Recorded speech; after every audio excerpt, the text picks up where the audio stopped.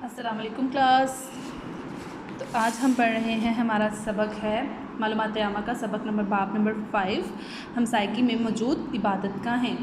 अब इबादत का है, पहले सबसे पहले मुझे बताइएगा कि हमसायगी क्या होता है।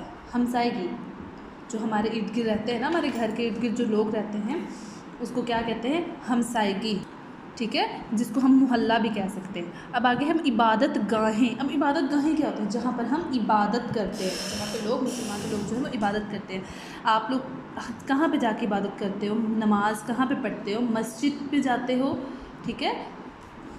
तो हमने पढ़ा था कि यहाँ हम क्या होता है कि हमारे कितनी दफ़ा नमाज़ पढ़ते हैं, 5 मरतबा दिन में अजान आती है। अजान के बाद आवाज़ कहाँ से आती है, मस्जिद से आती है। ये मुसलमानों की कौन सी जगह है, इबादत की जगह है। मस्जिद की क्या होती है, मस्जिद इसे कहते हैं जहाँ पे लोग मुसलमान इबादत करते हैं, मुसलमान इबादत करते हैं, ठीक है। मुसलमान मस्जिद में नमाज अदा करने जाते हैं, कुरान पाक की तिलावत करने जाते हैं और अल्लाह ताला का ज़िक्र करने जाते हैं। हर इलाके में कितनी मस्जिद होती है, एक मस्जिद ज़रूर होती है, ठीक है। ये तो हमने पढ़ लिया। फिर हमने कहा था, आपने मुझे बताना था कि दिन में आप कितनी मरतबा नमाज़ पढ़ते हैं और आप कहाँ इबादत करते हैं। बादशाही मस्जिद जो है वो पाकिस्तान की बड़ी मसाजिद में से एक है। मतलब बादशाही मस्जिद कोई लाहौर में गया, लाहौर में बादशाही मस्जिद है, वो पाकिस्तान की बड़ी मसाजिद, जो ज़्यादा हो तो मसाजिद है, एक हो तो मस्जिद होता है, ठीक है। सबसे बड़ी मसाजिद में से एक मस्जिद है बादशाही मस्जिद। ये आपसे पूछा जा सकता है कि पाकिस्तान की सबसे बड़ी मसाजिद में से कौन सी मस्जिद है जो लाहौर में है, वो है बादशाही मस्जिद। अच्छा जी, अब एक और बात यहाँ पर आती है कि हम इबादत तो मुसलमान जो होते हैं वो तो इबादत करते हैं मस्जिद में जाके, लेकिन हमारे साथ हम अकेले तो नहीं रह रहे ना, हमारे साथ तो और भी बहुत से लोग रहते हैं, जैसे हिंदू होते हैं, क्रिश्चियन होते हैं, ठीक है, और भी बहुत से मज़हब के लोग होते हैं, ठीक है। तो अब वो कहाँ पे इबादत करते हैं, हम सारे मज़हब तो एक जैसे नहीं है ना। जैसे कि हम बात करते हैं, क्रिश्चियंस की बात ले लेते हैं, ठीक है। हम लोग तो जाके मस्जिद में नमाज़ पढ़ लेते हैं, कुरान पाक की तिलावत कर लेते हैं, अल्लाह ताला का जिक्र कर लेते हैं, लेकिन जो लोग क्रिश्चियन होते हैं वो कहाँ जाते हैं, वो इबादत गाहें। अब इबादत गाहें होते हैं जहाँ पे जाके इबादत की जाती है। जैसा कि मुसलमानों के है जमा है किसकी, मुसलमान की। जैसा कि मुसलमानों की इबादत गाह मस्जिद है, मुसलमानों की इबादत गाह कौन सी है, मस्जिद है। मुसलमान कहाँ जाके नमाज़ पढ़ते हैं, इबादत करते हैं, मस्जिद में। इसी तरह से दूसरे मज़ाहब होता है ज़्यादा मज़हब होना। एक जो होगा उसका क्या होगा, मज़हब, एक होगा तो मज़हब, ज़्यादा होंगे तो मज़ाहब, ठीक है। मज़हब, हमारा मज़हब कौन सा है, इस्लाम है, तो हम मुसलमान हैं, तो मुसलमान इबादत गाह कौन सी है, मस्जिद। तो ये क्या, मज़हब के लोगों की इबादत गाहें भी हैं। इस मतलब जो हमारे साथ जो लोग रहते हैं ना, जैसे ईसाई होते हैं हमारे साथ रहते हैं, सिख होते हैं, हिंदू होते हैं, और भी बहुत से हमारे साथ रहते हैं, तो उनके ख़ुद के मुख्तलिफ जो होते हैं इबादत गाहें होती हैं, ठीक है। मज़हब किसको कहते हैं, मज़हब की जमा है। अब सबसे पहले यहाँ पे बताया गया ईसाई जिसको आप क्रिश्चियन कहते हैं ना, ईसाई चर्च। ईसाई आप कैसे लिखोगे, आइन ये सीन अलिफ सा हमजा छोटे ईसाई, आइन ये ई सीन अलिफ सा ईसा हमजा छोटे ईसाई। चर्च में इबादत करते हैं, चेरे चर्च, ईसाई चर्च में इबादत करते हैं। अब कहाँ पे ईसाई इबादत करते हैं, चर्च में। चर्च अगर आप यहाँ पे पिक्चर में देखो तो ये क्या बना हुआ है, चर्च बना हुआ है, ठीक है। ये चर्च है, इसको चर्च कहते हैं। जैसे हमारी मस्जिद है ना, तो ईसाई कहाँ पे इबादत करते हैं, चर्च में। कहाँ पे करते हैं, चर्च में। चर्च कैसे लिखोगे, चेरे चर्च। मुसलमान कहाँ पे इबादत करते हैं, मस्जिद में। ईसाई कहाँ पे करते हैं, चर्च में। इसी तरह से अगर हम बात करते हैं ना सिखों की, सिख जो होते हैं, सिख करते हैं इबादत गुरुद्वारे में। कहाँ पे करते हैं, गुरुद्वारे आप कैसे लिखोगे, गाफरे गुर, दाल वावलिफ वा, रे बड़िए रे, गुरुद्वारे सिख गुरुद्वारे में इबादत करते हैं। अगर सपोज बच्चों में आपको कहते हैं इबादत से जुमला बनाओ, आप लोग क्या जुमला बनाओगे, आप सब ने जुमले बनाने हैं इससे, ठीक है। इबादत, हम अल्लाह ताला की इबादत करते हैं, हम अल्लाह ताला की इबादत करने के लिए मस्जिद में जाते हैं, ठीक है। अब हमने पढ़ा जो मुसलमान होते हैं वो कहाँ इबादत करते हैं, वो मस्जिद में इबादत गाह की मस्जिद होती है। जो ईसाई होते हैं वो चर्च में इबादत करते हैं, और जो सिख होते हैं वो गुरुद्वारे में इबादत करते हैं। ये गुरुद्वारा अगर आपने कभी देखा हो, अगर आप लाहौर में गए हो तो वहाँ पर भी एक गुरुद्वारा है, ठीक है। अब आगे हम बात करते हैं हिंदू का तो सबको पता होगा, हिंदू कहाँ पर इबादत करते हैं, मंदिर में। मंदिर होता है ना उनको, जो वहाँ पर बुत वगैरह होते हैं, तो उसको क्या बोलते हैं, मंदिर। मीम नून दाल रे दर्द, मंदिर। हिंदू हे नून दाल वाव, हिंदू, हिंद, पहले आपने हिंद लिखना है, हे नून दाल हिंद, आगे वाओ हिंदू। मंदिर, मीम नून दाल रे दर मंदिर, हिंदू मंदिर में इबादत करते हैं। अब आपको हमने आप लोगों को 4 इबादतगाहों का पता चल गया ना। पहले मुसलमान है, मुसलमानों की इबादतगाह कौन सी है? मस्जिद है। फिर हमने बताया ईसाई है, तो ईसाई कहाँ पे? चर्च में इबादत करते हैं। सिख जो होते हैं वो गुरुद्वारे में इबादत करते हैं, और हिंदू जो है मंदिर में इबादत करते हैं। अब आप लोग मुझे आंसर दें कि जो ईसाई है वो गुरुद्वारे में इबादत करते हैं? ईसाई जो गुरुद्वारे में इबादत करते हैं? नहीं, ईसाई चर्च में इबादत करते हैं। हिंदू जो हैं वो चर्च में इबादत करते हैं? नहीं, वो तो मंदिर में करते हैं ना। ठीक है, अब आप लोगों ने ये 4 याद करने पॉइंट्स कि कौन कहाँ पे इबादत करता है। आगे होता है, अब देखिए, अब आप जैसे हम मस्जिद में जाते हैं तो हमारे तो मस्जिद में बैठने के आदाब होते हैं। लोगों को हमने ऊंची आवाज़ में बात नहीं करनी होती, ठीक है। हम वहाँ पे किसी को धक्का नहीं दे सकते, खामोशी से बैठते हैं, अल्लाह ताला का जिक्र करते हैं, ठीक है। मस्जिद में बैठने के आदाब, इसी तरह दूसरों की भी तो इबादत गाहें हैं ना, उनको जहाँ पे वो इबादत करते हैं तो हमें उनका भी तो एहतराम करना चाहिए ना। क्योंकि आपको जैसे पता है कि जो दूसरे मज़हब होते हैं, अल्लाह ताला ने यहाँ पे किसी भी गोरे को काले पे फौक़ियत नहीं दी ना।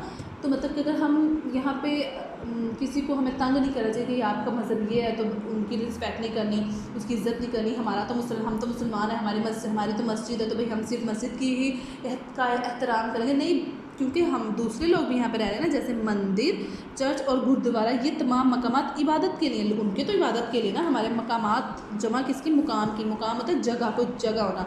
ये तमाम मकामात क्योंकि ये 3 चीज़ों के बारे में बताया गया ना, मंदिर, चर्च और गुरुद्वारा के बारे में बताया गया ना, तो ये ज़्यादा हैं। तो ये तमाम मकामात इबादत के लिए, ये तमाम जो मुकाम है किसके लिए?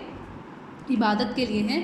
मुसलमान होने के नाते हम अपनी इबादत गाह यानी मस्जिद का एहतराम करते हैं। एहतराम करना, इज़्ज़त करना, ठीक है, एहतराम। अब हम क्योंकि हम मुसलमान होने के नाते होते हैं कि हैसियत से होना, मुसलमान होने के हैसियत से हम अपनी इबादत गाह यानी मस्जिद का एहतराम करते हैं। हम मुसलमान हैं तो मुसलमान कहाँ पे इबादत करते हैं? मस्जिद में। तो मस्जिद में हम मुसलमान होने के नाते हम मस्जिद का एहतराम करते हैं और मस्जिद को साफ़ रखते हैं। साफ़ रखना, पाक साफ, जरासीमों से पाक रखना, गर्दो गुबार, हर चीज़ से पाक रखना, और मस्जिद को साफ़, क्योंकि हम मुसलमान हैं तो हम मस्जिद का एहतराम करते हैं और उसको साफ़ रखते हैं। मस्जिद में लोग शोर नहीं करते ना, और साफ़ लिबास पहन कर जाते हैं। शोर भी नहीं करना होता मस्जिद में हम, और गंदे लिबास के साथ भी नहीं जाते होते ना।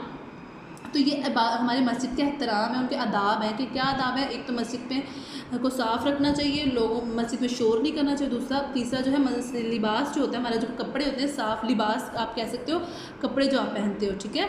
कपड़े जो होंगे वो कैसे होने चाहिए? पहन कर जो जाते हैं वो साफ़ सुथरे होने चाहिए। अब पहन आप कैसे लिखोगे? पे हे नून, पहन, पे हे नून, पहन, ठीक है, पहन कर जाते हैं।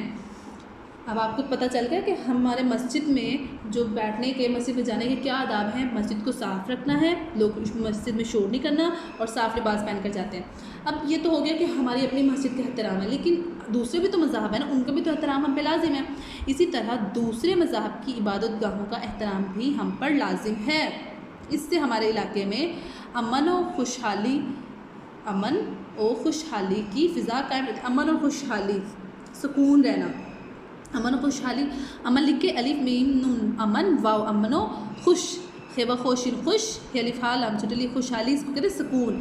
अमन और खुशहाली की फ़िज़ा कायम होगी। फ़िज़ा फ़िज़ा कायम होगी, मतलब कि अगर आप करोगे ना, दूसरी बात को भी एहतराम करोगे तो आपके जो माहौल है वो सही रहेगा। कोई लड़ाई नहीं होगी, कोई झगड़े नहीं होंगे, क्योंकि इस तरह से लड़ाइयाँ बहुत होती हैं कि आपने हमारे मज़हब का एहतराम नहीं किया, जो भी, ठीक है।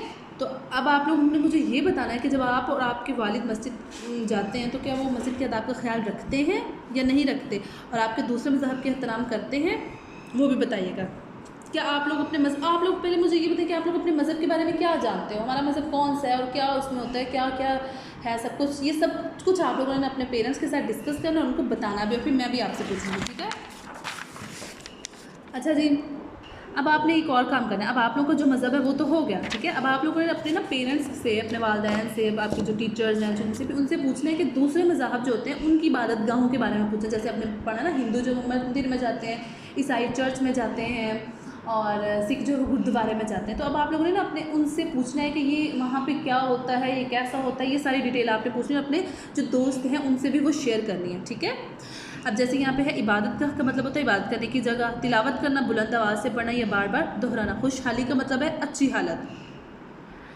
अब एक और काम करना है आप लोगों ने बच्चों, आप लोगों ने क्या करना है कि आप एक अमली काम है, आप ये करोगे तो आपको ज़्यादा बेहतर से समझ आ जाए कि आपने अपने वालिद के साथ जाना है किसी भी मस्जिद में जाना है और वहाँ पे जाके ना देखना है कि वहाँ पे होता क्या है, ठीक है। और फिर देखना है कि लोग जो हैं वो मस्जिद के जो आदाब हैं हमने पीछे पढ़े हैं कि उनका ख्याल रखते हैं ये नहीं रखते, तो वो आपने यहाँ पे करना है। जैसे मस्जिद में आपने एक खाका यहाँ पे बना हुआ है मस्जिद में होने वाली सरगर्मियाँ, मतलब मस्जिद में लोग क्या करते हैं, मस्जिद में मौजूद लोगों का रवैया का मतलब है कि वो आदाब का ख्याल रखते हैं या नहीं रखते, वो आपने यहाँ पर लिखने हैं, ठीक है।